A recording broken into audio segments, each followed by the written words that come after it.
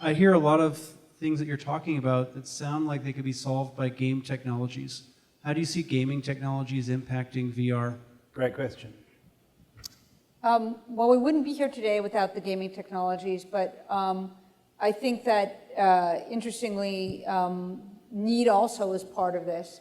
And when I say need, I think medical, I think education.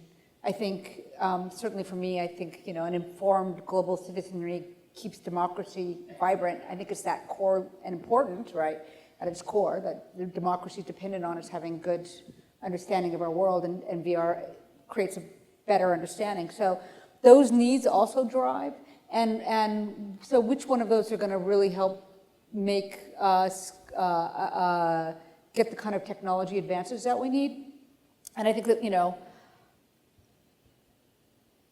we know the military provides advances. We've always relied on the military for technology, for better or for worse, whatever that means. So I think that as much as I'd love it to all come from the gaming community, I know it's going to come from the military community as well.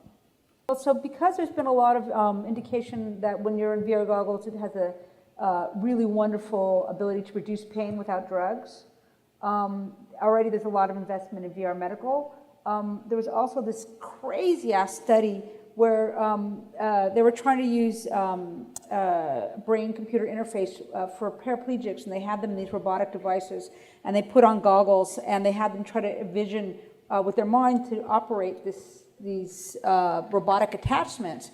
But what they found for every single person who stayed within the program for a year was they actually, by visualizing their own body, there was some physical function was returned. They weren't walking or running again, but they were controlling their bowel movements. They were starting to move their limbs a bit, which meant that they were creating new synapses through the VR, trying to move their own limbs. Now, don't ask me, but I think there's a lot of money in that. It's a fascinating. I've heard from the manufacturers directly that age 13 thing, we don't know, of course, because VR is relatively new, but the age 13 thing is not about a health or safety issue.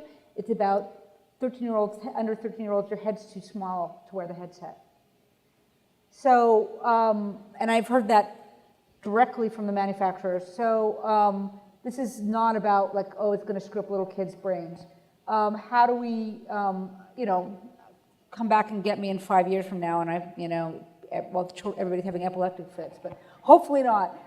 But that's not why the under 13 age was set. So how do we get that out and across so that educators can embrace what for the kids is a very exciting way to learn about the world and think about the world? That's an interesting question.